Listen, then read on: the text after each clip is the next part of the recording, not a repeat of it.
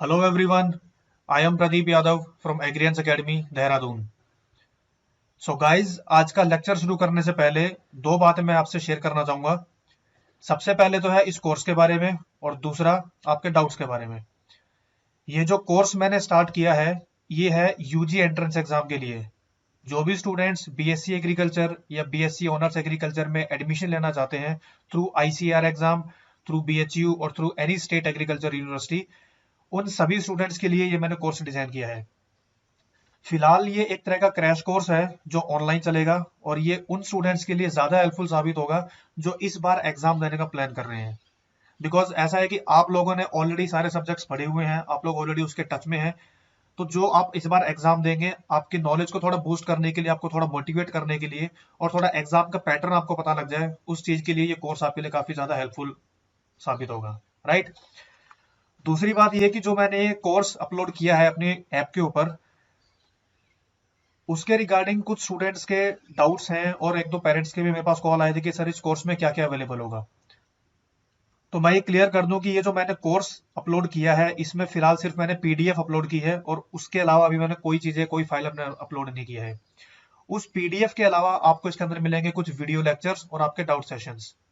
यानी कि जो उसमें पेमेंट का लिंक दिया हुआ है, आपको उस पेमेंट पे लिंक करने के बाद आपको पीडीएफ अवेलेबल हो जाएगी। और फिर उसके बाद हम हर वीकेंड पे टॉपिक वाइज या सब्जेक्ट वाइज इसमें वीडियो अपलोड करेंगे। उन वीडियोस का आपको कुछ अलग से पे करने की कोई रिक्वायरमेंट नहीं है। राइट। जैसे इस बार आज हम अपलोड करेंगे अपनी अपनी पहली एग्रीकल्चर की वीडियो। नेक्स्ट वीकेंड पे एक और एग्रीकल्चर का लेक्चर आएगा। उसके नेक्स्ट वीकेंड पे होगा मेंटल एबिलिटी का कोर्स जो बीएचयू एग्जाम में आता है। उसके नेक्स्ट वीकेंड पे केमिस्ट्री, देन फिजिक्स, फिर बायोलॉजी। तो इस तरीके से हम हर वीकेंड पे सब्जेक्ट वाइज और टॉपिक वाइज वीडियो अपलोड करेंगे। इसके अलावा जो भी आपको स्टडी मटेरियल दिया हुआ है, आप इसमें जब इसको रीड करेंगे और इसके दौरान आपको कोई भी अगर डाउट्स आते हैं तो आप अपने डाउट्स हमें बता सकते हैं और हम लोग उस डाउट्स को क्लियर करने के लिए एक लाइव सेशन रखेंगे जिसके अंदर आपको डाउट्स क्लियर किए जाएंगे। राइट। तो ये एक छोटी सी इंफॉर्मेशन आपके कोर्स के बारे में कि आपको इस कोर्स में पीडीएफ के अलावा और क्या क्या चीजें प्रोवाइड कराएंगे। आपके एग्जाम होने तक आपको पूरी तरह इसमें गाइड किया जाएगा। एग्जाम का पैटर्न क्या होगा, कौन से पोर्शन से कितने क्वेश्चंस आते हैं, केमिस्ट्री में कहाँ से कितने क्वेश्चंस बनेंगे, ठीक है, बायोलॉजी में क्या क्या पॉसिबिलिटीज है क्वेश्चंस आने की। और जो स्टूडेंट एग्रीकल्चर बैकग्राउंड के लिए है उसके लिए एग्रीकल्चर में एक अलग से लेक्चर दिया जाएगा। राइट। बीएचयू में मेंटल एबिलिटी का कोर्स आता है तो रीजनिंग और मेंटल एबिलिटी की क्लासेस भी इसके अंदर प्रोवाइड किए जाएंगे। तो ये तो है पूरा इस कोर्स के बारे में। अभी भी अगर किसी को डाउट है इस कोर्स के बारे में तो वो डायरेक्टली मुझे कॉल कर सकते हैं, ठीक है, या फिर मुझे मैसेज कर सकते हैं। सामने नंबर दिया हुआ है, वो इस नंबर पे डायरेक्टली कभी भी कॉल कर सकते हैं और अपनी क्वेरीज को क्लियर कर सकते हैं। क्लियर।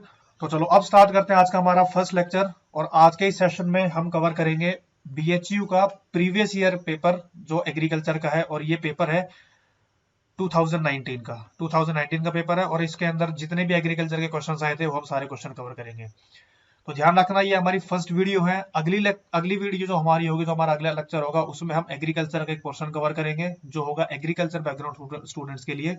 उसके अगले वीकेंड पे हमारी जो वीडियो आएगी उसमें कवर करेंगे बायोलॉजी, जूलॉजी और बॉटनी का कोर्स।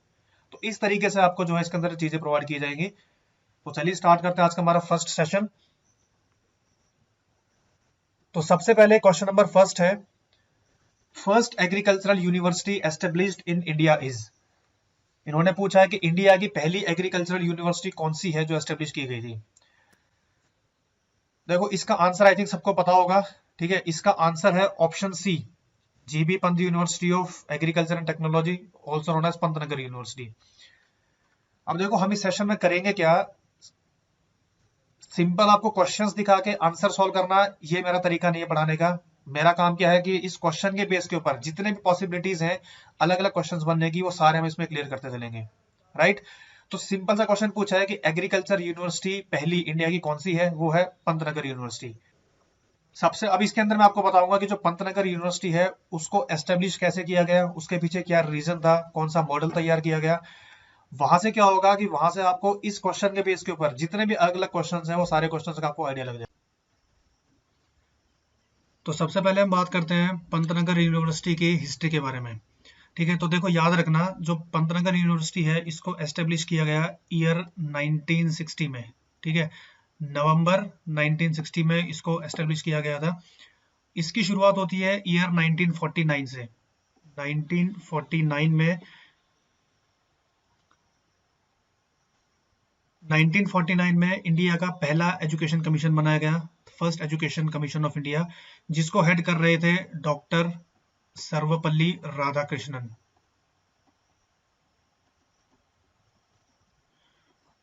ठीक है, 1949 में इंडिया का पहला एजुकेशन कमीशन बनाया गया जिसके हेड थे डॉक्टर सर्वपल्ली राधाकृष्णन। इन्होंने क्या किया, इन्होंने सबसे पहले रिकमेंड किया to for setting up of rural university in India. In 1949, first Education Commission of India was established, which was headed by Dr. Sarvapalli Radhakrishnan, and he recommended setting up of rural university in India. अच्छा, doctor Sarvepalli Radhakrishnan के बारे में तो जानते हो ना। Doctor Sarvepalli Radhakrishnan 5 सितंबर पे हम लोग टीचर्स डे सेलिब्रेट करते हैं, तो इनके बर्थडे पे टीचर्स डे सेलिब्रेट किया जाता है। He was the first vice president of India, second president of India, और 1954 में इनको भारत रत्न भी दिया गया है। ठीक है, इतना आपको याद रखना है डॉक्टर राधाकृष्णन के बारे में, तो आई थिंक ये सबको पता होगा। तो जो एजुकेशन कमीशन थी जिसके हेड थे डॉक्टर सर्वपल्ली राधाकृष्णन, इन्होंने रिकमेंड किया कि एक रूरल यूनिवर्सिटी बनाई जाए, उसके लिए उन्होंने कमेटी बनाई, राइट। तो he recommended setting up of rural university in India on the basis of model, और मॉडल का नाम था लैंड ग्रांट मॉडल। कि ये नाम आपको याद रखना है, लैंड ग्रांट मॉडल, क्योंकि एग्जाम में पूछ सकते हैं। The first agriculture university of India which is Pantnagar university was established on which model, तो इसका है land grant model. Land grant model क्या है इसके बारे में हम आगे डिस्कस करेंगे, फिलहाल इसकी हिस्ट्री के बारे में जान लेते हैं।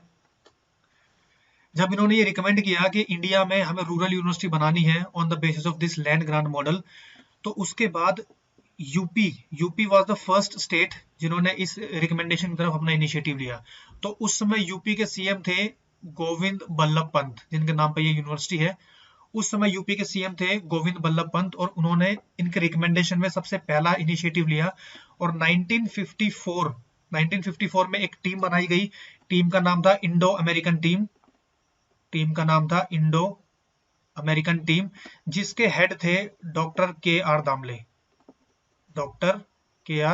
ये नाम आपको याद रखना है, डॉक्टर के आर दामले।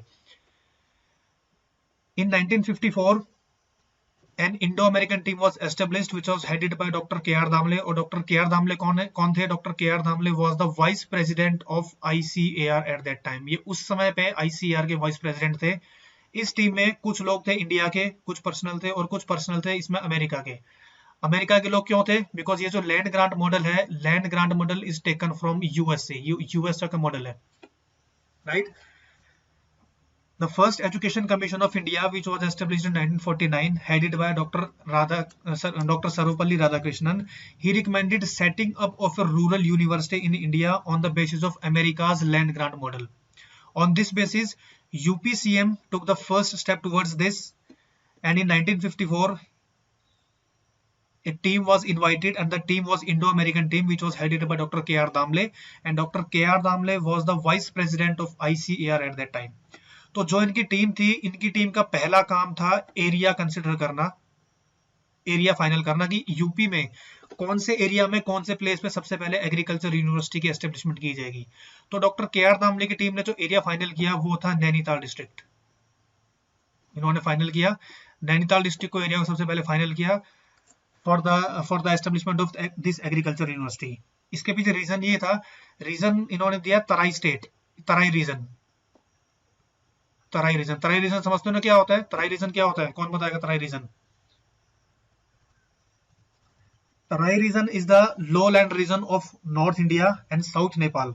ठीक है, नॉर्थ इंडिया का सबसे लो लैंड रीजन है, and it is a low land belt which is characterized by tall grass land. इसमें फॉरेस्ट की भी काफी अच्छे हैं, और यहाँ पे क्ले रिच एरिया है, and this is found in the foothills of Himalaya, Shivalik range, and north of the Indo Gangetic plains, north of the Indo Gangetic plains. तो इसलिए तराई रीजन को सबसे अच्छा रीजन माना गया है एग्रीकल्चर पर्पस के लिए।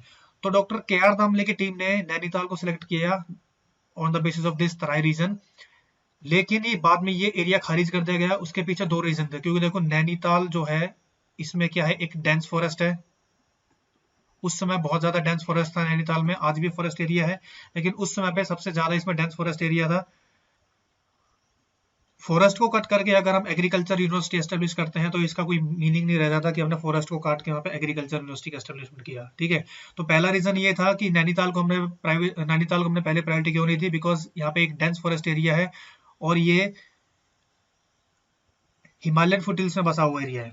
ठीक है, दूसरा इसका रीजन था कि नैनीताल का जो एरिया है इसको यूज किया जा रहा था बाय गवर्नमेंट ऑफ इंडिया के थ्रू, किस पर्पज के लिए, to rehabilitate the migrants, to rehabilitate the migrants of west Pakistan.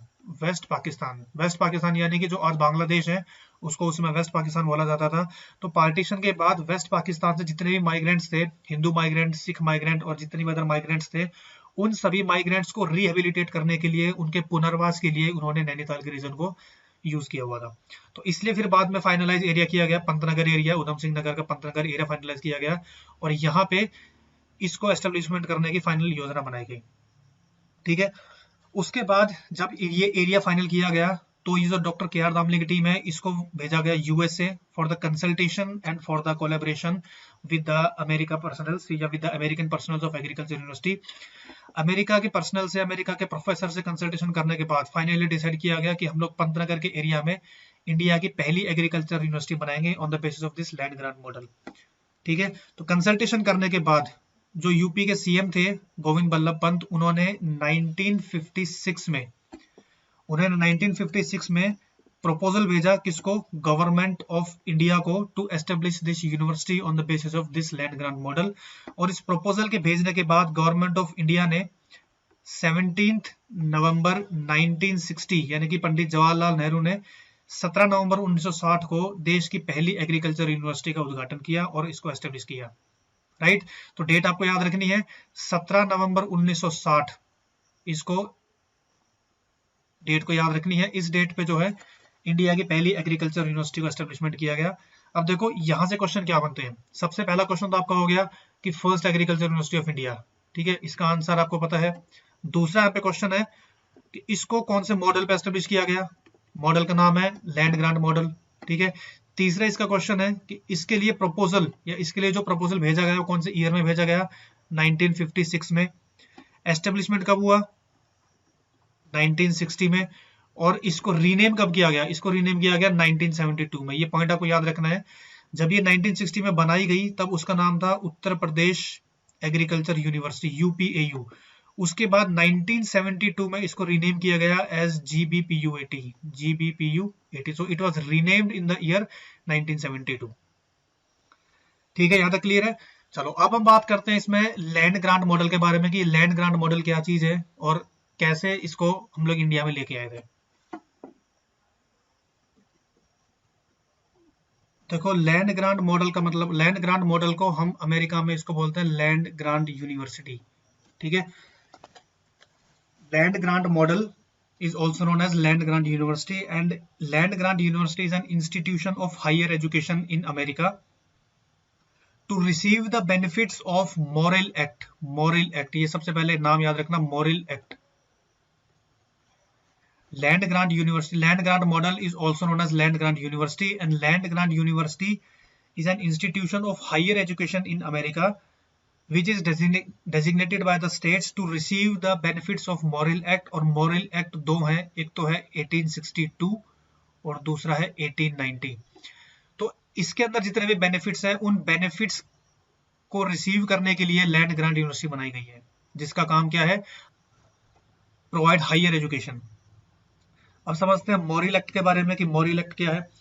मॉरिल के दो एक्ट है, 1862 और 1890। जो पहला एक्ट है 1862 का जो एक्ट है, इसको शुरू किया गया टू फंड या to raise the fund for educational institution. Right, the first Morrill Act began to fund the educational institution by granting the federally controlled land to the states। अब यहां पर समझो कि यहां पे जो हमने वर्ड यूज किया लैंड ग्रांट, लैंड ग्रांट का एक्चुअल मीनिंग क्या होता है। जो भी सेंट्रल गवर्नमेंट है, उस सेंट्रल गवर्नमेंट के अंदर अगर कोई भी एरिया आता है, कोई भी लैंड आता है, तो वो उस लैंड को दे सकता है वहां की स्टेट गवर्नमेंट को तीन अलग अलग पर्पज के लिए। पहला उसका पर्पज होगा टू रेज द फंड ठीक है, दूसरा उसका पर्पस होगा सेल करने के लिए, और तीसरा पर्पस होगा उसका एजुकेशन पर्पस के लिए।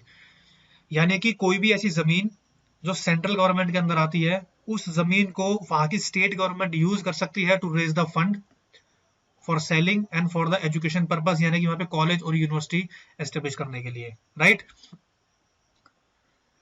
तो पहला इसके अंदर प्रावधान ये रखा गया कि अगर बात की जाए इस लैंड के ऊपर किस तरह का एजुकेशन सिस्टम या किस तरह कॉलेज ओपन किया जाएगा, तो सबसे पहला पॉइंट इसके अंदर ये था कि कोई भी ऐसा एजुकेशन सिस्टम या कोई भी ऐसा प्रोफेशनल कोर्स जिसके प्रैक्टिकल नॉलेज गेन करने के लिए हमें एक अच्छे खासे स्पेस की रिक्वायरमेंट होती है, लैंड की रिक्वायरमेंट होती है, हम उन सभी कोर्सेज के लिए, हम उन सभी एजुकेशन सिस्टम के लिए इस लैंड को इस्तेमाल करेंगे।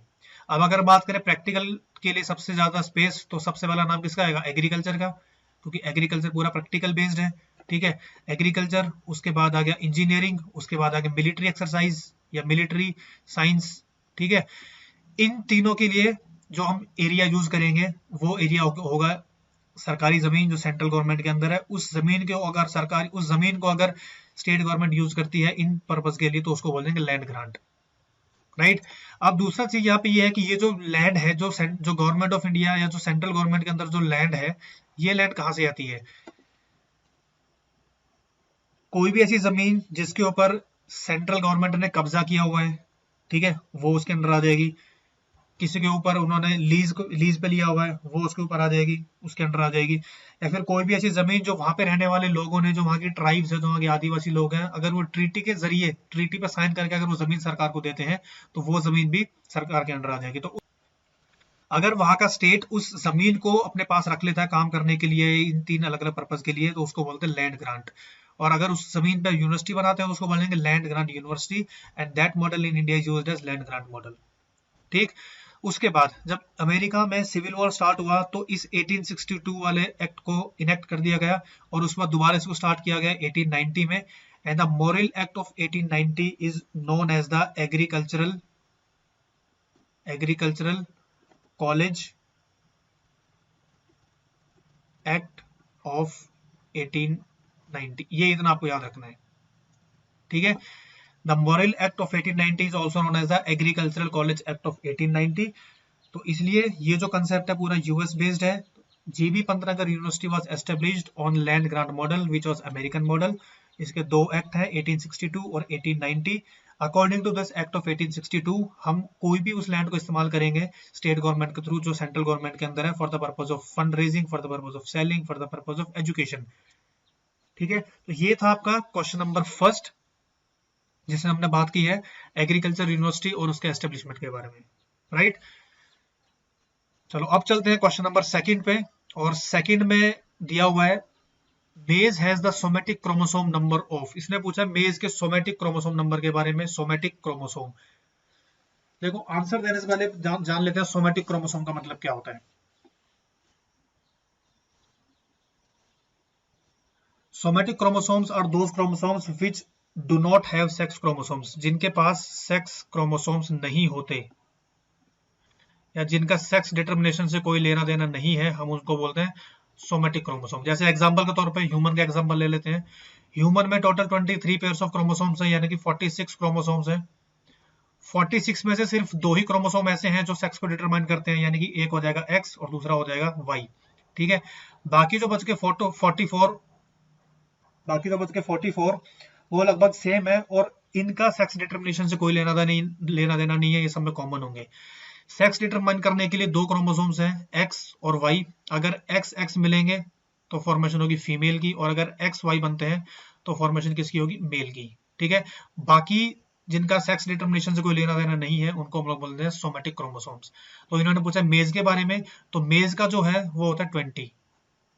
ठीक है, सोमेटिक क्रोमोसोम नंबर ऑफ मेज is 20।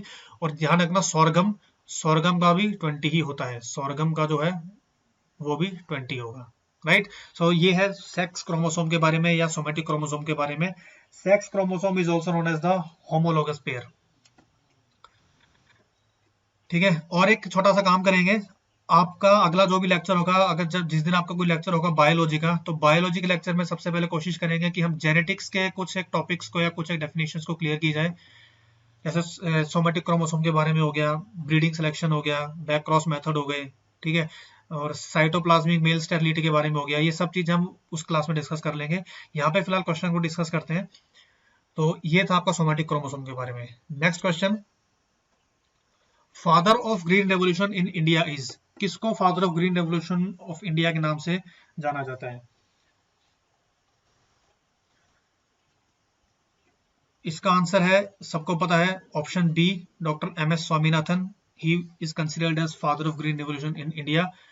Doctor M S Swaminathan के बारे में कुछ एक पॉइंट्स है वो देख लेते हैं क्या क्या है। Doctor M S Swaminathan was a, सबसे पहले he was a breeder,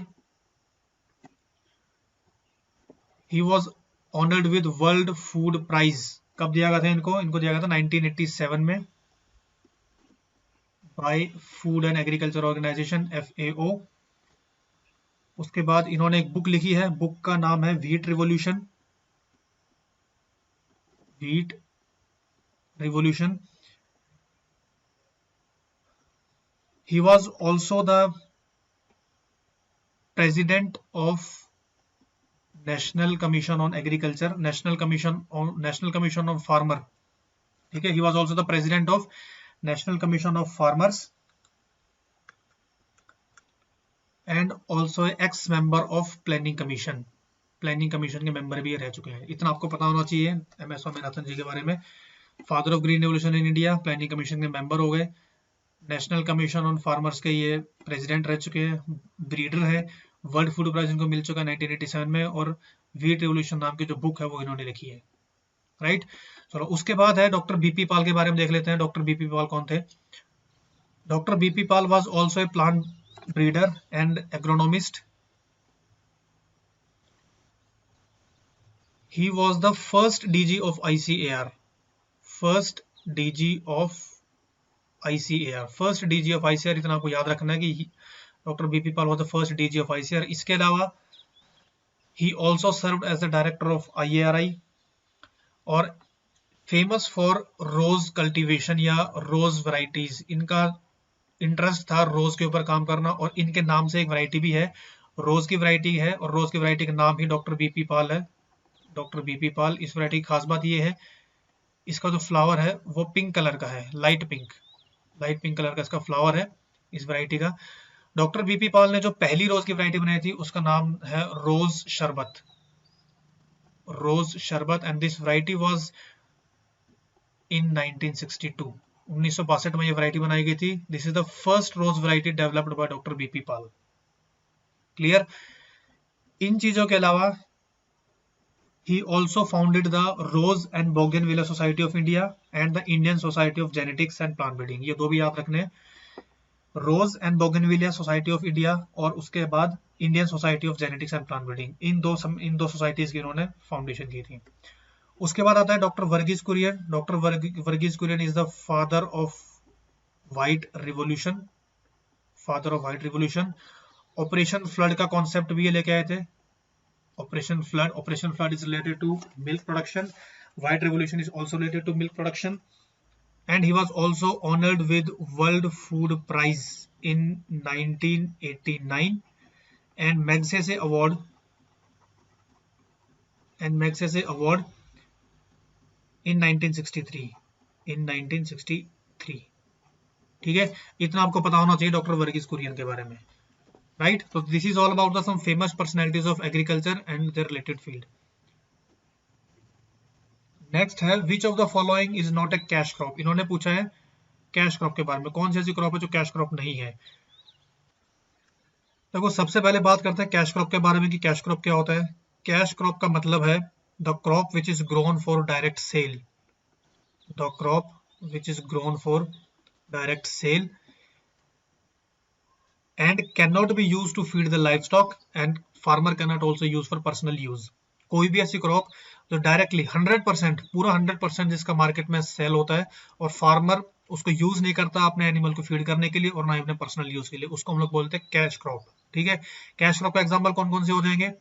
sugar cane इसका एग्जांपल है, कॉटन इसका एग्जांपल है, उसके बाद T, rubber, coffee, jute, cotton. ठीक है, तो इसके अकॉर्डिंग अगर बात करें तो कौन सी ऐसी कैश क्रॉप नहीं है, तो इसका आंसर क्या हो जाएगा? Option D, wheat is not a cash crop. ठीक है, इसको और अच्छे से समझने के लिए ऐसे जान लेते हैं कि देखो एक तरफ मेरे पास शुगर केन है और एक तरफ मेरे पास है व्हीट। दोनों की क्वांटिटी, मेरे पास 100 केजी शुगर केन है और 100 केजी मेरे पास है wheat.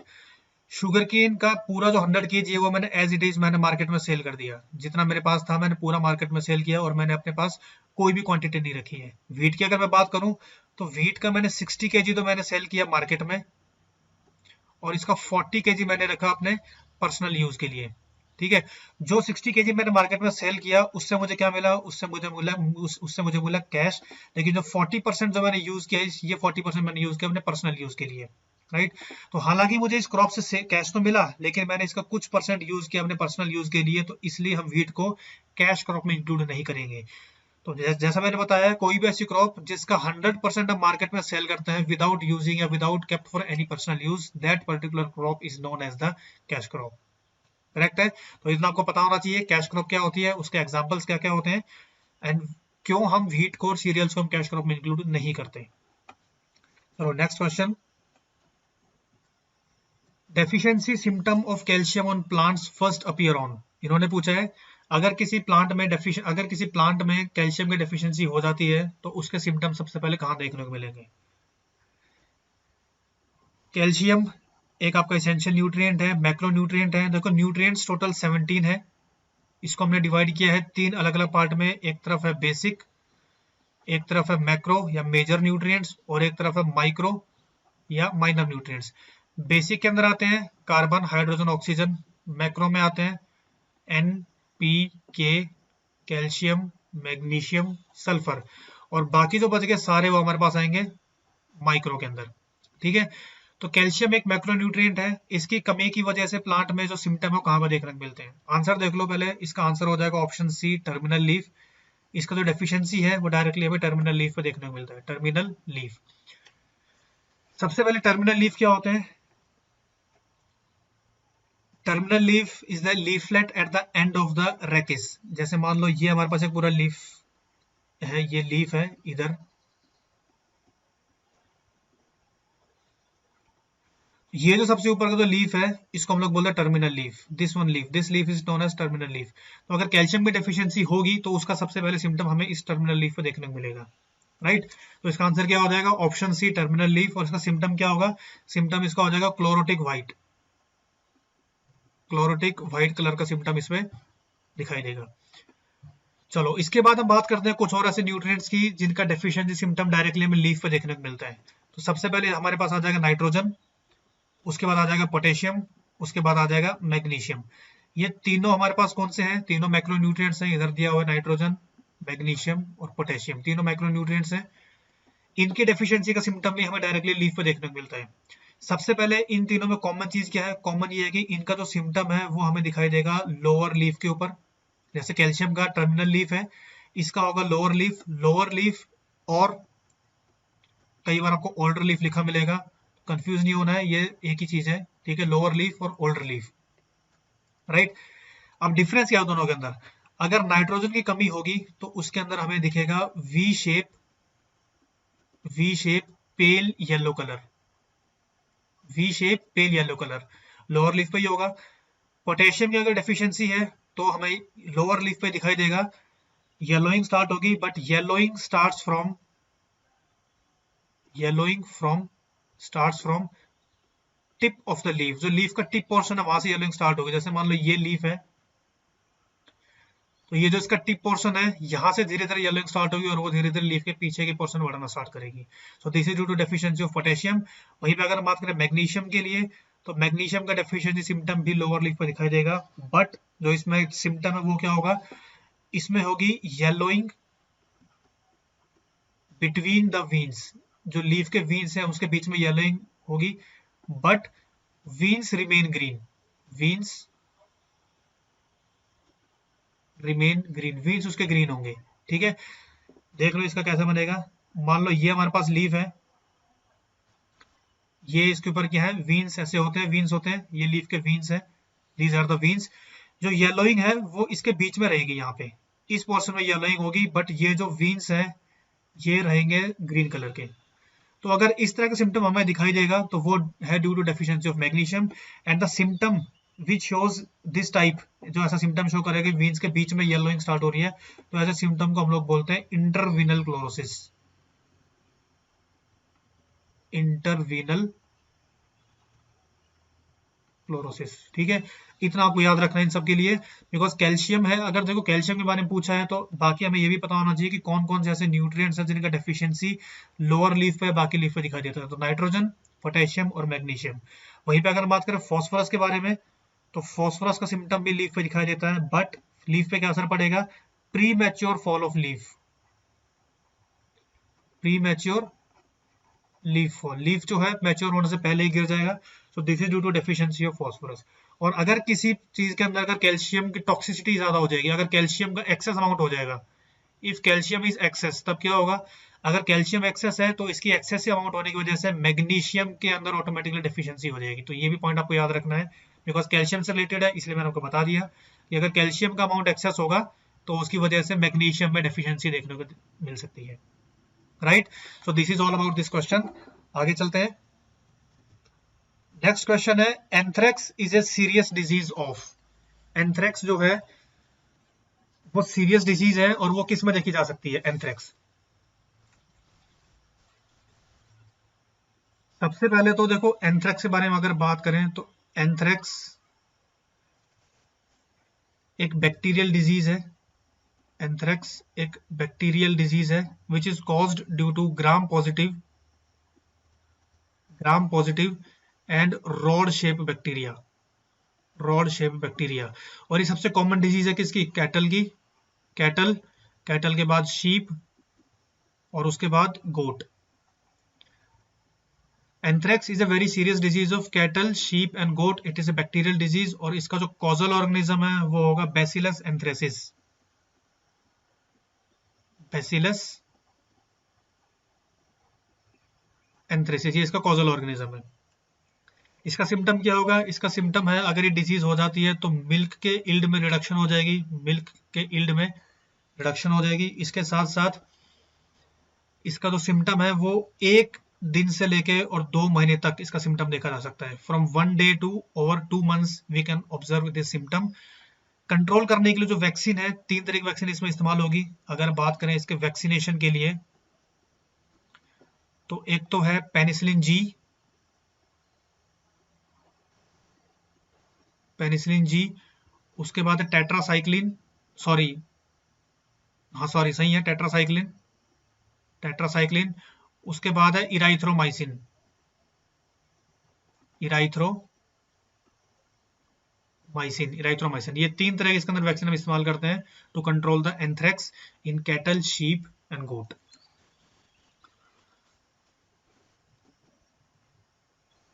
cytoplasmic male sterility is utilized in the production of hybrid seed,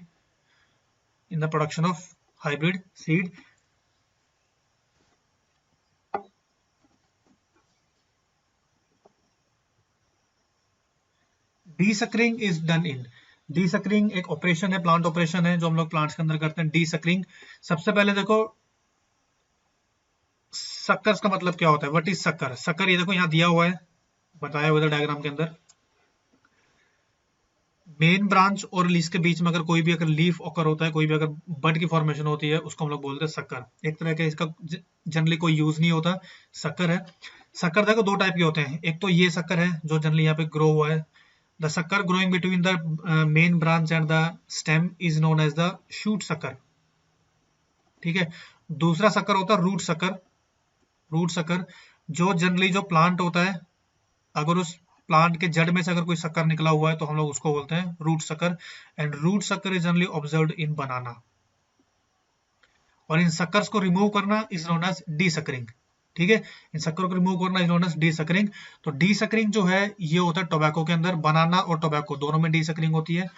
tobacco में शक्कर्स के अलावा बाकी जो ऑपरेशन होते हैं पहले वो देख लेते हैं, उसके बाद बात करेंगे डीसकरिंग के बारे में। तो टोबैको में किया जाता है टॉपिंग, उसके बाद डीसकरिंग, उसके बाद आएगा प्राइमिंग,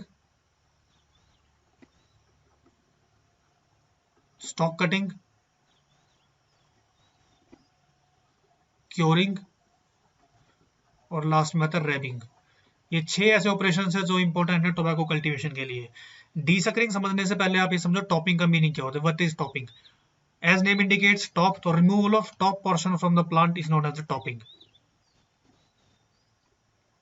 ये मान लो मेरे पास एक प्लांट है और ये इसके लीफ है, ये इसका फ्लावर हेड है ऊपर, ठीक है। रूट से क्या होता है, रूट से होता है एनर्जी का ट्रांसफर जो प्लांट्स के अलग अलग पोर्शन में जाता है। अगर मैं इस प्लांट के टॉप पोर्शन को कट कर दूं, either with flower either without flower, या तो फ्लावर के समेत या फिर बिना फ्लावर के समेत, मैं ऊपर के टॉप लीफ अगर मैं रिमूव कर दूं, सो जब मैंने प्लांट को यहाँ से कट किया, इस टॉप पोर्शन को रिमूव किया, तो इसको हम लोग बोलते हैं टॉपिंग। ये प्रोसेस करने के बाद प्लांट की जो ग्रोथ है वो रुक जाती है, जो इसकी वर्टिकल ग्रोथ है वो रुक जाएगी थोड़ी देर के लिए, ये ग्रोथ यहाँ पे रुक जाती है। रूट से जो एनर्जी का ट्रांसफर हो रहा है वो एनर्जी ट्रांसफर होगा साइड के लीफ के अंदर, साइड के पोर्शन में। जब साइड में एनर्जी का ट्रांसफर होगा तो उस ट्रांसफर की वजह से क्या होगा, लीफ का साइज इंक्रीज हो जाएगा, ठीक है। लीफ का साइज इंक्रीज होगा या साइड की शूट्स इंक्रीज हो जाएंगी। और टोबैको में मेन सोर्स ऑफ यील्ड क्या होता है, टोबैको में मेन सोर्स ऑफ यील्ड होता है लीफ। लीफ का जितना बड़ा साइज होगा, जितनी अच्छी क्वालिटी होगी, हमें उतना अच्छा क्वालिटी का टोबैको मिलेगा। तो जब एनर्जी का ट्रांसफर हो रहा है लीफ के अंदर, तो लीफ का साइज इंक्रीज होगा। इस एनर्जी ट्रांसफर की वजह से ये जो लीफ है, इसके बीच में कई बार एक एक्स्ट्रा शूट ग्रो हो जाती है, ठीक है। इसको हम लोग बोलते हैं sucker, shoot sucker. So removing of this shoot sucker is known as the desuckering process. So this operation is followed in the tobacco crop, right. So topping समझ आया, topping removal of flower head with और without flower और leaf is known as topping. उसके बाद आता है desuckering, removal of unwanted suckers. Priming और stalk cutting, ये दोनों एक हार्वेस्टिंग मेथड है। लास्ट में जब लीफ की हार्वेस्टिंग करते हैं तो priming removal of only leaf, and stalk cutting removal of leaf with the help of stalk is known as stalk cutting. Curing है, ये होता है टोबैको की क्वालिटी इंप्रूव करने के लिए। और रैबिंग होता है, burning of trashes is known as rabbing process. अब अगर बात करें पोटैटो के बारे में, तो पोटैटो में 2 ऑपरेशंस किए जाते हैं। सबसे पहले एक तो होता है अर्थिंग अप, यानी कि मिट्टी चढ़ाना, और दूसरा इसके अंदर होता है dehaulming. Dehaulming basically इसका एक हार्वेस्टिंग प्रोसेस है। होम्स को रिमूव करना is known as dehaulming process. Tomato में होती है स्टेकिंग, और स्टेकिंग का मतलब होता है सपोर्ट प्रोवाइड करना टोमेटो के प्लांट को। शुगर केन में बहुत सारे ऑपरेशन होते हैं, एरोइंग, टाइंग, उसके बाद रैपिंग, ठीक है। उसके बाद इसमें आ जाएगा रेटूनिंग, उसके बाद अर्थिंग अप। अर्थिंग अप भी हम फॉलो करते हैं। तो ये ऑपरेशन है जो फॉलो करते हैं शुगर केन के अंदर, क्लियर। तो देखो मेरा मेन मकसद है कि आपको सिर्फ आंसर बताना नहीं, मेरा मकसद है कि इस क्वेश्चन के अंदर जितने भी ऑप्शंस हैं उन सबसे पॉसिबल क्या क्या और क्वेश्चन बन सकते हैं। एग्जाम में कुछ भी पूछ सकते हैं, जैसे इस बार टोबैको के बारे में पूछा है, कि आप तो अगली बार कुछ और क्रॉप के बारे में पूछ ले। तो ये तो मैंने बताया सिर्फ इसी क्वेश्चन से रिलेटेड। बाकी जितने भी इंफॉर्मेशन आपको हम धीरे धीरे अगले लेक्चर में प्रोवाइड कराएंगे। जैसे बाकी जो क्रॉप्स हैं, जैसे जूट है, जूट में रेटिंग होती है, ठीक है। रेटिंग क्या होती है उसके बारे में बताएंगे। रेटिंग कितने टेम्परेचर पे करते हैं, उसके लिए किस तरह का वाटर इस्तेमाल करेंगे। उसके बाद जो चिकपी है, चिकपी में क्या इस्तेमाल होता है, कॉटन में कौन कौन से प्रोसेस होते हैं। तो बहुत सारे ऑपरेशन है यार जो एग्रीकल्चर में फॉलो किए जाते हैं। तो यहाँ पे मेरा मकसद है कि आंसर ना बताना, आंसर के साथ साथ बाकी सभी इंफॉर्मेशन प्रोवाइड करना जो इस चीज से रिलेटेड है, राइट। तो इसलिए मैंने कहा कि जब भी हम डिस्कस करेंगे तो हम सिर्फ क्वेश्चन आंसर डिस्कस नहीं करेंगे, उससे रिलेटेड जितनी भी चीजें हैं सारी हम बारी बारी कवर करेंगे, क्लियर। इससे क्या होता है, इससे एक तो आपका इंटरेस्ट डेवलप होगा पढ़ने के लिए, तैयारी करने में आपको एक अलग सा मोटिवेशन मिलेगा, और आपका मन लगा रहेगा तैयारी करने के लिए। आपको अच्छा लगेगा यार हम अच्छे तरीके से तैयारी कर पा रहे हैं। कॉन्फिडेंस जब बिल्डअप होता है ना, तो उसमें तैयारी करने का अपना अलग ही मजा होता है, करेक्ट। तो आगे चलते हैं अगले क्वेश्चन पे। नेक्स्ट क्वेश्चन है, which state is known as the fruit bowl of India. तो इसका आंसर है ऑप्शन डी, हिमाचल प्रदेश, ठीक है। देखो ध्यान रखना, एग्जाम के अंदर एग्रीकल्चर से रिलेटेड वो लोग उसकी रैंकिंग पूछ सकते हैं, कौन से क्रॉप प्रोडक्शन में कौन सा स्टेट सबसे आगे है, प्रोडक्शन में, प्रोडक्टिविटी में या इल्ड में, क्लियर। पहले ये पूछेंगे। उसके बाद एग्जाम में पूछ सकते हैं डेज के बारे में, जैसे आईसीआर डे कब मनाया जाता है, ठीक है। एग्रीकल्चर डे कब मनाया जाता है, फार्मर्स डे कब मनाया जाता है। उसके बाद पूछेंगे फूड सेफ्टी डे कब मनाया जाता है, एनवायरमेंट डे कब मनाया जाता है। डेज आपको याद रखने हैं। डेज के बाद कई बार एग्जाम में प्रोडक्शन के बारे में पूछ लेते हैं, सीरियल्स का लास्ट ईयर प्रोडक्शन कितना था, फ्रूट्स का प्रोडक्शन कितना था, हनी का प्रोडक्शन कितना है। उसके बाद इंस्टीट्यूट के बारे में पूछ लेंगे, जैसे हमने देखा हमारा पहला क्वेश्चन, इंडिया की पहली एग्रीकल्चर यूनिवर्सिटी। ठीक है, तो ऐसे पूछ लेंगे किसी भी इंस्टीट्यूट का उन्होंने हेडक्वार्टर पूछ लिया या एस्टेब्लिशमेंट ईयर पूछ लिया, ठीक है, या फिर उसका नया या पुराना नाम पूछ लिया, कुछ भी पूछ सकते हैं। तो इसलिए आपको एग्रीकल्चर के अलावा मेन ध्यान आपको इन इंपॉर्टेंट चीजों पर देना है, बिकॉज ऐसे क्वेश्चन भी एग्जाम के अंदर आते हैं। ठीक है, तो ये भी आपको ध्यान रखना होगा एग्जाम की प्रिपरेशन के लिए, खास करके जो एग्रीकल्चर के स्टूडेंट्स हैं उन सब के लिए आपको ये बेसिक चीजें बहुत याद रखनी है। आपको एग्रीकल्चर में कुछ पर्सनैलिटीज के नाम भी याद रखने होंगे, जैसे MS स्वामीनाथन हो गया, नॉर्मन बोरलॉग हो गया, राइट।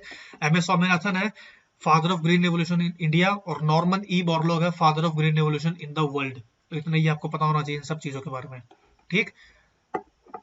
नेक्स्ट क्वेश्चन है वर्ल्ड फूड डे। देखो यहाँ पे क्वेश्चन आ गया डे के बारे में। तो world food day celebrated every year on 16 अक्टूबर। हर साल 16 अक्टूबर को वर्ल्ड फूड डे मनाया जाता है। इसका आंसर ऑप्शन बी हो जाएगा। Next, citrus canker is caused by. Citrus canker एक डिजीज है। कैंकर एक डिजीज है जिसमें क्या होती है, जिसमें लीजन्स की फॉर्मेशन होती है। आपको दिख रहे होंगे लीजन्स, ये धब्बे आपको दिखाई दे रहे हैं, स्पॉट्स दिखाई दे रहे हैं, इनको बोलते हैं लीजन्स। ठीक है, लीजन्स की फॉर्मेशन होती है सिट्रस में। कहाँ पे आपको दिख रहे हैं इमेज के अंदर डायरेक्टली? एक तो है फ्रूट के ऊपर, लीफ के ऊपर, और तीसरा होता है स्टेम। स्टेम या फिर ट्विग्स बोल सकते हैं। लीजन्स की फॉर्मेशन इन तीनों के ऊपर होती है, फ्रूट, लीफ और स्टेम। उसको हम लोग बोलते हैं सिट्रस कैंकर। सिट्रस कैंकर एक काफी सीरियस डिजीज है। सिट्रस के जितने भी फैमिलीज है, जितने भी इसके अंदर फ्रूट्स आते हैं, चाहे वो लाइम है, लेमन है, ऑरेंजेस है, ग्रेप फ्रूट है, इन सब पे जो होता है सिट्रस का इफेक्ट, इसके सिट्रस कैंकर देखा जा सकता है। और सिट्रस कैंकर में क्या होता है, premature drop off leaf and fruit. Mature होने से पहले premature drop off fruit and leaf as well, इन दोनों का प्री मैच्योर ड्रॉप देखने को मिलेगा अगर सिट्रस कैंकर डिजीज है तो। सिट्रस कैंकर किस तरह की डिजीज है? ये बैक्टीरियल डिजीज है। Citrus canker is a bacterial disease caused by, causal organism इसका है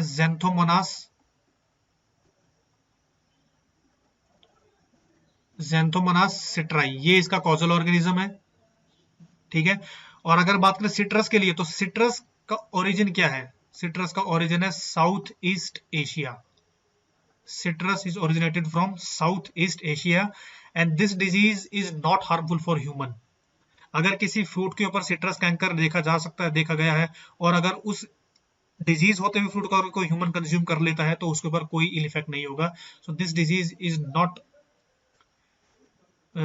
harmful for human consumption, right. चलो अगले आगे चलते हैं। सिट्रस कैंकर के बाद नेक्स्ट क्वेश्चन हमारे पास है, which of the following is A rabi season crop. तो आई थिंक देखो बहुत सिंपल क्वेश्चन है, रबी सीजन के बारे में पूछा है। 3 तरह के सीजन है, रबी, खरीफ और जायद। रबी की सोइंग कब होती है? नवंबर से लेके, नवंबर में सोइंग हो जाती है और इसको हम लोग हार्वेस्ट करते हैं फरवरी मार्च के मंथ में। ठीक है, this is known as the winter season crop. Kharif की सोइंग कब होती है? खरीफ की होती है जून जुलाई से लेके अक्टूबर, तो it is known as the monsoon season crop. और जायद की खेती कब की जाती है? ये की जाती है मार्च से लेके मई मंथ तक। So this is known as summer season crop, right. इतना आपको पता होगा और इतना आपको पता होना भी चाहिए रबी, खरीफ और जायद सीजन के बारे में। ठीक है, अब रबी सीजन का पूछा इन्होंने तो इसका आंसर हो जाएगा option A, linseed. Linseed is a rabi season crop. बाकी जो है वो रबी सीजन नहीं है और linseed is a rabi season crop, correct. Commercial method of papaya propagation. Papaya में प्रोपेगेशन होती है थ्रू सीड, तो इसका आंसर ऑप्शन ए है, seed. Seed is the correct option of papaya propagation. Propagation के देखो बहुत सारे मेथड हैं, जैसे एक तो सीड हो गया, ठीक है, उसके अलावा बाकी दूसरे मेथड होते हैं, बडिंग है, ग्राफ्टिंग है, लेयरिंग होता है, कटिंग है। ठीक है, ये सब इसके प्रोपेगेशन मेथड्स हैं। बनाना इसके पपाया के नहीं, टोटल जो हम बात करें टोटल। ठीक है, तो एग्जाम में कुछ भी पूछ सकता है। जैसे बडिंग के अलग अलग पार्ट हो गए, टी बडिंग हो गया, पैच बडिंग हो गया, चिप बडिंग हो गया, रिंग बडिंग हो गया। ग्राफ्टिंग के बारे में पूछ लेंगे, वेज ग्राफ्टिंग, क्लेफ्ट ग्राफ्टिंग। ठीक है, उसके बाद लेयरिंग के ऊपर आ जाएगा, simple layering, compound layering, moon layering, stool layering. Cutting के बारे में पूछ लेंगे ऐसे ही, कौन कौन से क्रॉप में। तो ये आपको पता होना चाहिए। लिस्ट आपके पास होगी, अगर आपके पास नहीं है तो आप मुझे बता देना, मैसेज कर देना, आपको इसकी पूरी लिस्ट मिल जाएगी। बिकॉज ये चीजें भी याद करनी बहुत जरूरी है, कौन सी क्रॉप में कौन सा प्रोपेगेशन मेथड इस्तेमाल किया जाता है। सो पपाया में बेसिकली क्या होता है, सीड से प्रोपगेशन की जाती है। अच्छा, पपाया के बारे में क्वेश्चन है तो थोड़ा पपाया के बारे में देख लेते हैं। पपाया क्या चीज है? फ्रूट है वैसे तो, खैर ये तो ठीक है। साइंटिफिक नेम इसका क्या है? कैरी का पपाया, कैरी का पपाया। फैमिली है इसकी कैरिकेसी, फैमिली इसकी कैरिकेसी। ओरिजिन है इसका ट्रॉपिकल अमेरिका, ट्रॉपिकल अमेरिका। और इसका जो फ्रूट है ये होता है ट्रॉपिकल फ्रूट, ट्रॉपिकल फ्रूट, इतना आपको पता होना चाहिए। पपाया में दो तरह की वैरायटीज देखी जाती है, डायोशियस एंड गायनोडायोशियस। ये इंपॉर्टेंट है बिकॉज एग्जाम में क्वेश्चन आएगा which of the following is a dioecious और which of the following is a gynodioecious varieties of papaya, right. Next question है हमारे पास, Kufri Chipsona one is a popular variety of. तो ये आपको पता है कुफरी चिप्सोना वन किसकी वैरायटी है? ये पोटैटो की वैरायटी है। Chipsona as a name indicates, so this variety is used for making of chips, ठीक है। कुफरी का मतलब क्या होता है? कुफरी जो है प्लेस का नाम है, नेम ऑफ प्लेस। कहाँ पे है? शिमला में, हिमाचल प्रदेश। और यहाँ पे इसका हेडक्वार्टर है central potato research institute, CPRI का हेडक्वार्टर है कुफरी शिमला में। तो यहाँ से जो भी वैरायटी रिलीज की जाती है उसके नाम के आगे वर्ड लग जाए Kufri. So all these varieties are release from CPRI Kufri Shimla Himachal Pradesh, ठीक है। Hygrometer, hygrometer is used to measure, hygrometer is used to measure the humidity, humidity is also known as the amount of water vapor in the air, amount of water vapor in the air. So this is hygrometer. Drip irrigation system was introduced, was started in, drip irrigation system was a concept of Israel से लिया हुआ drip irrigation है। Drip irrigation आपको पता है drip का मतलब क्या होता है? बूंद बूंद से इरिगेशन करना। और ड्रिप इरिगेशन का एक हम इसके लिए टैगलाइन यूज करते हैं, पर ड्रॉप मोर क्रॉप, ठीक है। This is used for the drip irrigation. Next question, lasso is the trade name of herbicide. जितने भी हर्बिसाइड जो मार्केट में अवेलेबल है उन सब के कुछ ट्रेड नेम होते हैं। तो लासो जो इसने पूछा, लासो जो है वो किसका ट्रेड नेम है? Lasso is a trade name of alachlor, Lasso is a trade name of alachlor, ठीक है। अगर हम बात करें ब्यूटाक्लोर के बारे में, तो ब्यूटाक्लोर का ट्रेड नेम क्या होगा? ब्यूटाक्लोर का ट्रेड नेम है मचेटी, मचेटी। एट्राजीन का ट्रेड नेम क्या होता है? एट्राटेफ या एट्राटेक्स, एट्राटेफ एंड एट्राटेक्स। वहीं पे अगर बात करें आइसोप्रोट्रोन का, तो आइसोप्रोट्रोन का होगा Raunak and arelon, arelon. These are the trade name of herbicides, right. Tikka disease is a common disease of, tikka disease, ये देखो सिम्टम दिया हुआ है, ये टिक्का डिजीज है, ठीक है। Tikka disease, tikka disease is a common disease of groundnut.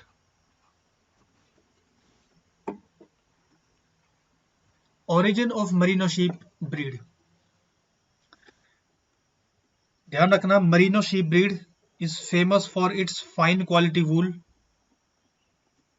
Fine quality wool. और पूरे वर्ल्ड में जितना भी वूल का प्रोडक्शन है उसमें 80% का जो प्रोडक्शन है वो होता है मरीनो शीप ब्रीड से, ठीक है। तो मरीनो शीप ब्रीड पूरे वर्ल्ड में जो 80% प्रोडक्शन है वूल का वो होता है मरीनो शीप ब्रीड से। And Merino sheep breed is native of Spain, it is native of Spain.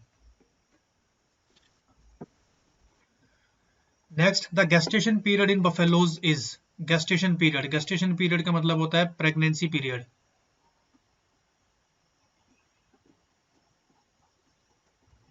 Pregnancy period. Pregnancy period of buffalo कितना होता है? 310 डेज बफेलोज का। बात करें अगर हम काऊ के बारे में, तो काऊ का होता है 282 डेज, ठीक है। रेंज भी दे सकते हैं 280 से 283 डेज, तो दोनों ही ऑप्शन ठीक है, ठीक है। शीप और गोट इनके अंदर होता है 148 से 150 डेज गेस्टेशन पीरियड, ठीक है। इतना आपको ध्यान रखना है। बफेलोज का 310, कैटल्स का 282 और शीप और गोट का होता है 148 से लेकर 150 दिनों तक।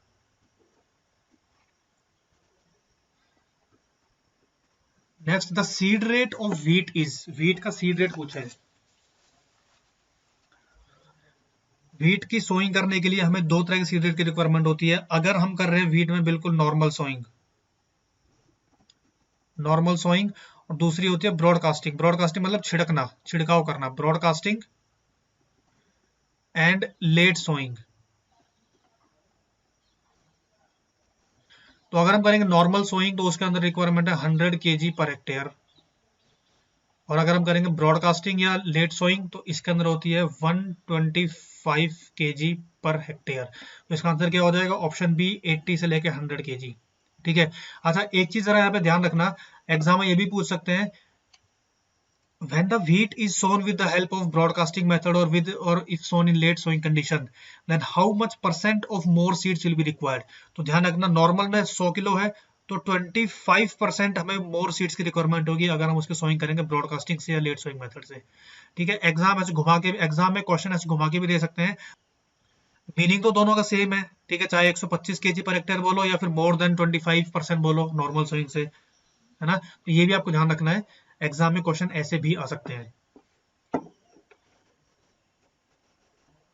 Minimum support price for different crops are recommended by, तो इसका आंसर हो जाएगा option C, CACP, commission for agriculture cost and price. MSP recommended by CACP, commission for agriculture cost and price. ठीक है। MSP एक काफी इंटरेस्टिंग टॉपिक है, अगर आप कहोगे तो आपको MSP पे एक अलग से लेक्चर मिल जाएगा MSP के ऊपर। ठीक है। MSP क्या होता है, टोटल कितने क्रॉप्स का MSP डिसाइड होगा। ठीक है। MSP क्या होता है, उसके बाद FRP क्या होता है। ठीक है। इन सब चीजों के बारे में डिस्कस करेंगे। अगर आप चाहते हैं कि MSP पे एक अलग से लेक्चर डिलीवर किया जाए तो आप मुझे मैसेज कर सकते हैं। ठीक है। नंबर मेरा यहाँ दिया हुआ है 9458122169। आप इस नंबर पे कभी भी कॉल या व्हाट्सएप कर सकते हैं। आपकी कोई भी डाउट्स हैं, कोई भी क्वेरीज हैं, कोर्स के बारे में कोई डाउट है, सब्जेक्ट के बारे में कोई डाउट है, तो आप डायरेक्टली इस नंबर पे कॉल करके, मैसेज करके बात कर सकते हैं। राइट। तो अगर आप चाहते हैं कि आने वाली वीडियोस में कोई ऐसा इंटरेस्टिंग टॉपिक बने जो आपके एग्जाम के लिए इंपॉर्टेंट है, जो आपके एग्रीकल्चर के सिलेबस में है, तो आप डायरेक्टली मुझे इस नंबर पे कॉल या मैसेज करके बता सकते हैं। आपको विद इन सम डेज, 3 और 4 डेज आपको उस टॉपिक पे आपका प्रॉपर लेक्चर मिल जाएगा। करेक्ट। तो यहाँ पे मैं ज्यादा डिस्कस नहीं करूंगा एमएसपी के बारे में, हम डायरेक्टली अगले क्वेश्चन पे मूव करते हैं। पीएच ऑफ सॉइल इंडिकेट्स, तो पीएच ऑफ सॉइल इंडिकेट्स किसको डिनोट करता है? एसिडिटी को भी और एल्कलिनिटी को भी। तो इसका आंसर क्या हो जाएगा? Option C, both option A and B. So pH of a soil indicates both acidity and alkalinity. Congress grass is a noxious weed introduced in India from, ये है यूएसए से लाया गया इसको, it was introduced in India from USA. Largest paddy producing country, देखो मैंने कहा था ना रैंकिंग पे क्वेश्चन आते हैं, तो largest paddy producing country in the world is China.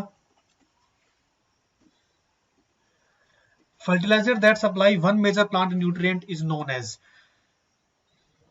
देखो 3 तरह के फर्टिलाइजर होते हैं जनरली, वैसे तो टोटल 6 तरह के हैं। 3 तरह के, सबसे पहले जैसे एक तो हम बात करें सबसे पहले स्ट्रेट फर्टिलाइजर, जो आपका ऑप्शन नंबर ए है। ठीक है, स्ट्रेट फर्टिलाइजर। ठीक है। दूसरा होता है कंप्लीट फर्टिलाइजर, कंप्लीट। तीसरा है कॉम्प्लेक्स फर्टिलाइजर, जो आपका ऑप्शन नंबर सी दिया हुआ है, कॉम्प्लेक्स। उसके बाद चौथा आपके पास आ जाएगा हाई एनालिसिस फर्टिलाइजर। पांचवा आ जाएगा लो एनालिसिस फर्टिलाइजर। ठीक है।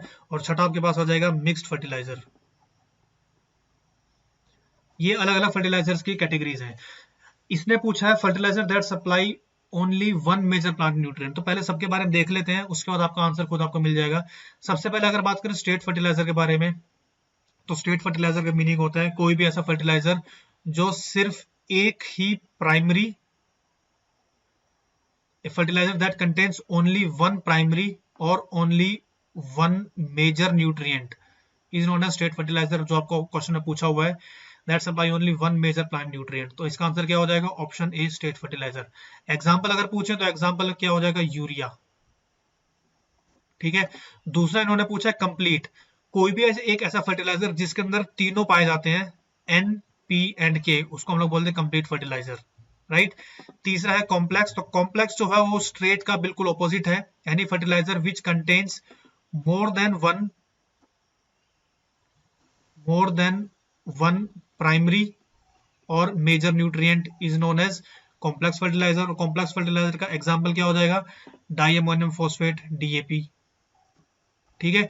हाई एनालिसिस फर्टिलाइजर, कोई भी ऐसा फर्टिलाइजर जिसमें जो उसका मेजर न्यूट्रिएंट है अगर उसकी कंपोजिशन मोर देन 25% है तो वो हो जाएगा हाई एनालिसिस, और जिसकी लेस देन 25 कंपोजिशन है वो क्या हो जाएगा? लो एनालिसिस। ठीक है। कोई भी ऐसा फर्टिलाइजर जिसके अंदर जो उसका मेन कंपोनेंट है, जो मेन फर्टिलाइजर है, अगर उसकी क्वांटिटी मोर देन 25% है तो होगा हाई एनालिसिस, और अगर उसकी लेस देन 25 है तो वो हो जाएगा लो एनालिसिस फर्टिलाइजर। और उसके बाद लास्ट में आता है mixed fertiliser. So these are the categories of fertiliser based on their plant nutrient. Right. अब चलते हैं अगले क्वेश्चन पे। Krebs cycle is also known as. देखो क्रैब साइकिल आपका बायोलॉजी का टॉपिक है, तो जैसा मैंने बताया कि जब आपकी बायोलॉजी की क्लास होगी उसमें पूरी तरह आपको ये डिस्कस करवा दिया जाएगा। ठीक है। प्लांट फिजियोलॉजी के थ्रू इसको बता दिया जाएगा। क्रैब साइकिल में आप ध्यान रखना, एक जो सबसे कॉमन चीज है, सबसे जो मतलब बहुत आसान चीज है इसके लिए, Krebs cycle is the main source of energy of cells. ठीक है। It is the source of cells. Krebs cycle is the main source of energy of cells and is important part of aerobic respiration. Aerobic respiration, इतना ये दो point आपको at least पता होना चाहिए। और Krebs cycle is also known as the citric acid cycle and tricarboxylic acid cycle. Citric acid और TCA cycle, तो इसका आंसर क्या हो जाएगा? Both option A and B, TCA cycle and citric acid cycle, इस नाम से इनको जाना जाता है। Both option A and B. उसके बाद है bitter taste in brinjal fruit. Bitter taste in brinjal fruit is due to. देखो सबसे पहले बात करें लाइकोपीन के बारे में, तो लाइकोपीन है red colour in tomato. Lycopene is responsible for red colour in tomato. Carotenoids orange colour in carat, orange colour in carat. Allyl propyl disulphide, ये होता है ऑनियन पंजेंसी के लिए, ऑनियन पंजेंसी। बच गया ऑप्शन ए, तो option A जो है glycoalkaloids is responsible for bitter taste in brinjal. ठीक है, bitter taste in brinjal. Pashmina is a breed of, तो pashmina is a breed of goat, option C. For making of fine quality wool, winter cloth के लिए इसको इस्तेमाल किया जाता है। The main symptom of foot and mouth disease, FMD. Option देके clearly पता चल जाएगा कि इसका सिम्टम क्या क्या है। अगर कोई पहली बार भी पढ़ रहा है, जिसको थोड़ा बहुत भी पता है एफएमडी के बारे में किस टाइप की डिजीज है, तो क्लियरली वो ऑप्शन देके बता सकता है। ठीक है। फुट एंड माउथ डिजीज के बारे में पूछा है तो इनका जो सिम्टम है वो इसी पोर्शन पे होंगे। राइट। ऑप्शन अगर आप देखो तो एक ही ऑप्शन है जो इससे मैच कर रहा है, तो blisters in mouth and feet, यानी कि मुंह में छाले पड़ जाना और पैरों में छाले पड़ जाना, this is the symptom of FMD. FMD जो है, एफएमडी ये एक वायरल डिजीज है, वायरल डिजीज है। ठीक है, वायरल डिजीज है। और एक कौन कौन से एनिमल्स के अंदर होता है? ये होता है कैटल में, बफेलो, शीप, गोट और पिग, इन एनिमल्स में कॉमन डिजीज है ये। इसको कंट्रोल करने के लिए जो इसके लिए वैक्सीन यूज की जाती है, उस वैक्सीन का नाम है पॉलीवेलेंट, पॉलीवेलेंट। और इसको दिया जाता है वंस इन अ 4 मंथ, 4 महीने में एक बार इसकी डोज अप्लाई की जाती है। तो ये है FMD, foot and mouth disease. पैर पे और मुंह पे इस पे छाले पड़ जाते हैं। So it is a viral disease and very serious disease of these animals. Next, father of genetics. Father of genetics is option D, Mendel. Rose is commercially propagated by, rose is commercially propagated by budding. कौन सा budding? इसके लिए होगा आपका T budding. ठीक है। Budding का मतलब समझते हो ना? बडिंग क्या होता है? जिस प्लांट में ज्यादा नंबर ऑफ बर्ड्स हैं उसके किसी एक बर्ड को निकाल के दूसरे प्लांट में लगा देना, ताकि वहां पे भी बर्ड की फॉर्मेशन हो जाए। मान लो ये प्लांट है और ये इसके ऊपर ऐसे कुछ बर्ड्स लगी हुई हैं। एक ये प्लांट है, इसमें नंबर ऑफ बर्ड्स बहुत कम है। मैंने क्या किया, मैंने इस एक बर्ड को रिमूव करके मैंने इसमें यहाँ पे अटैच कर दिया, तो ये बर्ड यहाँ पे लगा दिया। क्लियर, इसको हम लोग बोलते हैं बडिंग प्रोसेस। बडिंग के 3 अलग अलग प्रोसेस दिखा रखे हैं, T budding, chip budding, bed और रिंग बडिंग। अगर हम प्लांट में बड को इंसर्ट करने के लिए एक टी शेप में कट लगाते हैं तो उसको हम लोग बोलते हैं टी बडिंग, और अगर हमने लगाया उल्टा टी कट लगाया तो उसको बोल देंगे inverted T budding. Clear. T budding के बारे में क्या होता है, जो प्लांट की स्टेम होती है जिसपे हमें बडिंग प्रोसेस करना है, उसमें हम एक कट लगाएंगे इस तरीके से, हमने एक कट लगाया इस तरीके से, और एक कट हम ये इस तरीके से लगाते हैं। इस एरिया को हम करते हैं ओपन। ओपन करने के बाद जब इसकी ओपनिंग हो जाएगी तो हम इस एरिया में यहाँ पे जो हमने बड को रिमूव किया है, हम उस बड को यहाँ पे लगा देंगे इस तरीके से। ठीक है, यहाँ पे ये बड होती है और उसको हम यहाँ से बांध देंगे पॉलिथीन शीट से। इस बड से फिर जो है शूट की फॉर्मेशन होती है।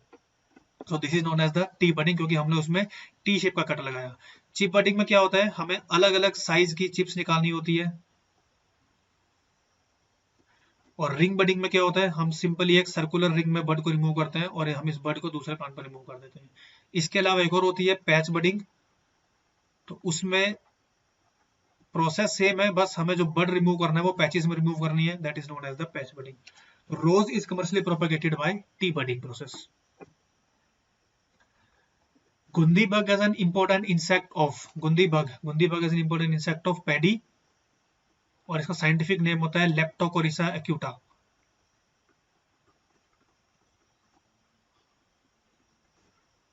Leptocorisa acuta is the scientific name of gundhi bug.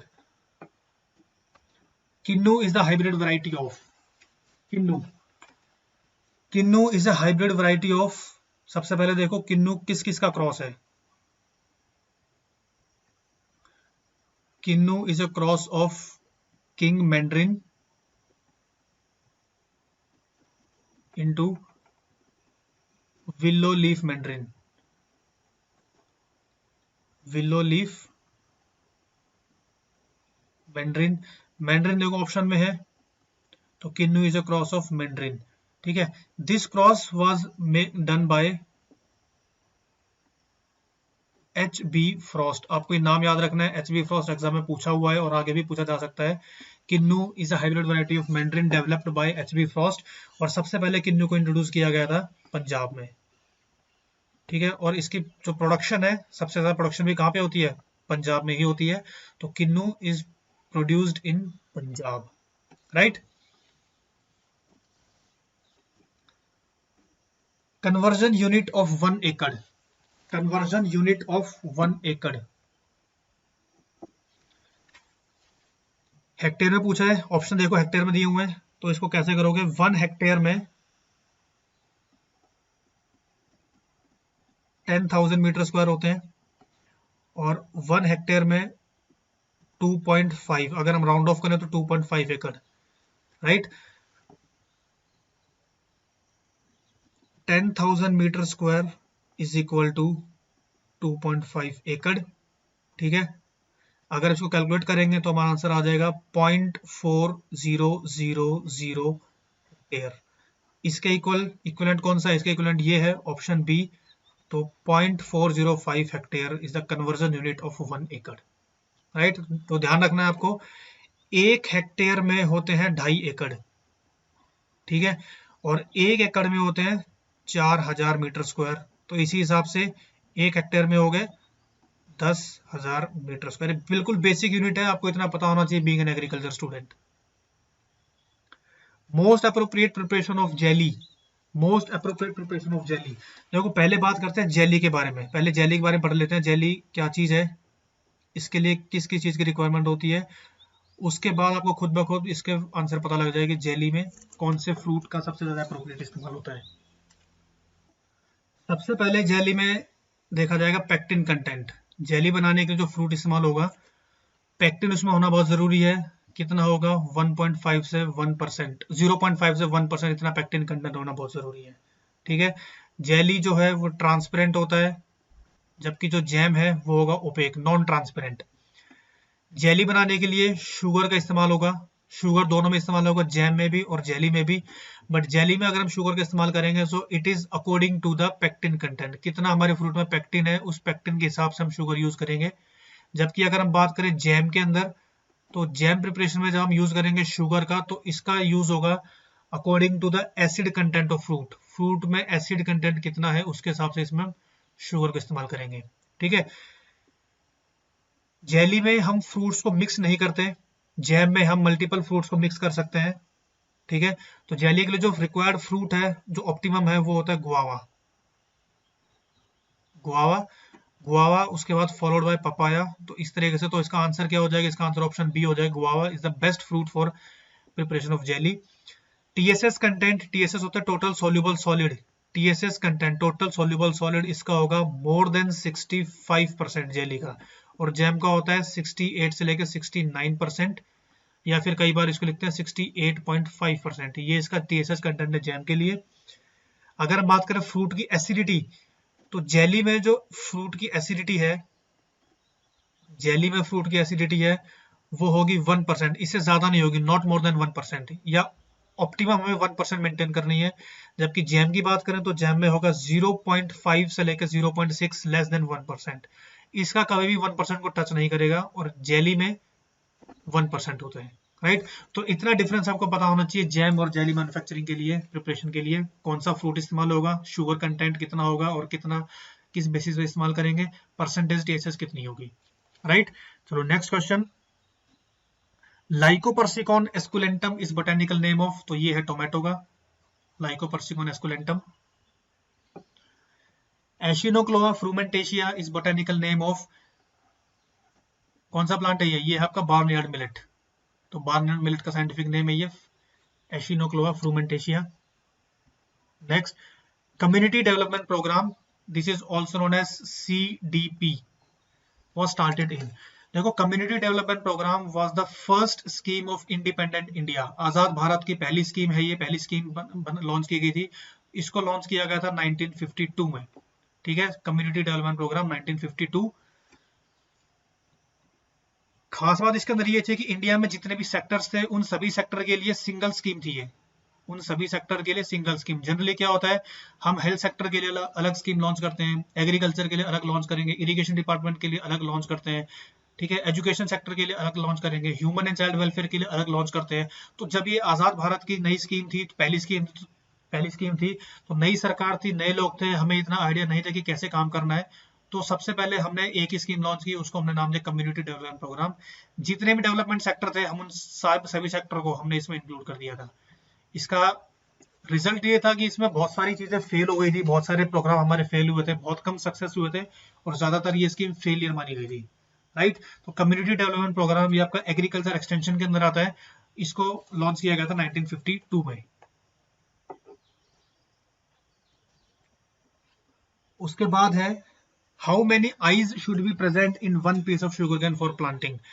ये इसके अंदर आईज है, आपको दिख रही है, इनको हम लोग बोलते हैं बड आई। These are used for planting process, bud eye.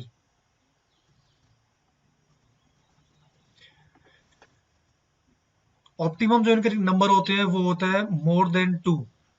ठीक है, मोर देन 2, तो इसका आंसर क्या हो जाएगा? Option A, 3 bud eyes. Sugarcane की प्लांटिंग करने के लिए हम इनका इस्तेमाल करते हैं, इनको हम लोग बोलते हैं सेट, शुगर केन सेट्स। इन शुगर केन सेट्स की खेती, इनकी शुगर केन सेट्स की सोइंग की जाती है, और ये जो बड आइज है फिर यहाँ से नए प्लांट्स की फॉर्मेशन की जाती है। ठीक है, तो शुगर केन सेट का इस्तेमाल करते हैं। ध्यान रखना, जो शुगर केन जो होता है प्लांट, अगर हम बात करें इसके सोइंग करने के लिए, तो हम इसमें हमेशा अपर 1/3 पार्ट इस्तेमाल करते हैं। अपर 1/3 पार्ट, जो ऊपर का एक तिहाई हिस्सा है, हम इसको यूज करेंगे शुगर केन सेट प्लांटिंग के लिए, क्योंकि इसके अंदर एक तो ये ज्यादा हार्ड नहीं होता, और इसके अंदर सुक्रोज कंटेंट होता है, तो इसलिए हम इसको यूज करेंगे अपर 1/3 पोर्शन को सोइंग करने के लिए। Right,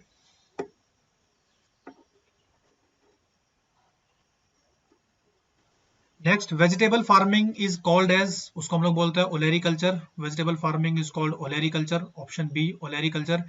it is taken from Latin word oleris. Oleris. Floriculture is used for cultivation of flowers, agriculture आपको पता ही है, और pomology is for fruit cultivation. The inventor of Bordeaux mixture inventor of Bordeaux mixture. सबसे पहले देखो Bordeaux mixture क्या है। Bordeaux mixture is used against the grapes. Grapes में डिजीज होते हैं डाउनी मिल्ड्यू, ठीक है। तो डाउनी मिल्ड्यू को कंट्रोल करने के लिए बोल्डिएक्स मिक्सचर बनाया गया। बोल्डिएक्स मिक्सचर में जनरली इस्तेमाल किया गया कॉपर सल्फेट प्लस लाइम, ठीक है। ये इन दोनों का मिक्सचर है। Bordeaux mixture is a mixture of copper sulphate and lime. और अगर बात करें इसके कंपोजिशन के लिए, तो कंपोजिशन में हो जाएगा कॉपर सल्फेट प्लस लाइम और प्लस वाटर। 5% इसका होगा, 5 इसका होगा और 50 इसका होगा। इनका रेशियो है 5:5:50। ये कंपोजिशन बोल्डिएक्स मिक्सचर के लिए। And this was prepared by professor Millardet. पूरा नाम है PMA मिलार्डेट, ठीक है। He is the inventor of Bordeaux mixture. Bordeaux एक जगह का नाम है, तो उसके नाम इसका नाम दे दिया गया Bordeaux mixture. Next, blanching is necessary process in. Blanching के बारे में पूछा कि ब्लांचिंग क्या चीज है। ब्लांचिंग इज बेसिकली एक कुकिंग प्रोसेस। अब अगर आपको इससे थोड़ा आइडिया लगा हो कुकिंग के बारे में, तो कुकिंग हम मैंगो में तो कुकिंग करते नहीं है, ठीक है। दो ही ऑप्शन हमारे पास बचे हैं, या तो कॉलीफ्लावर या फिर French bean. Cooking process in which vegetables are treated, ठीक है। अब वेजिटेबल्स का नाम आएगा, आंसर क्या हो जाएगा, ऑप्शन सी कॉलीफ्लावर। अब सुनो ब्लांचिंग प्रोसेस का मतलब क्या होता है। Blanching is a cooking process in which vegetables, जो वेजिटेबल्स हैं हम उन सबको ट्रीट करते हैं with boiling water. The vegetables are scalded in boiling water. पहले हम उसको बॉइलिंग वाटर से ट्रीट करेंगे, उसके बाद हम उसको पानी से रिमूव करते हैं, और कुछ समय रिमूव करने के बाद हम उसको कोल्ड वाटर या फिर रनिंग वाटर में हम उसको ट्रीट करते हैं। रनिंग कोल्ड वाटर में ट्रीट करते हैं। क्यों ट्रीट करते हैं, to hold the cooking process. अगर हमारे कुकिंग प्रोसेस में देरी हो गई है, तो कुकिंग प्रोसेस के दौरान अगर देरी हो, जो डिले हुआ है, उस डिले के दौरान वो खराब ना हो वेजिटेबल, उस खराब वेजिटेबल को सेफ रखने के लिए हम इस प्रोसेस को इस्तेमाल करते हैं, टू कीप सेफ, ठीक है। इसका पर्पस क्या है, इसका एडवांटेज क्या होता है। ब्लांचिंग जो है ये एक तो क्वालिटी मेंटेन करता है।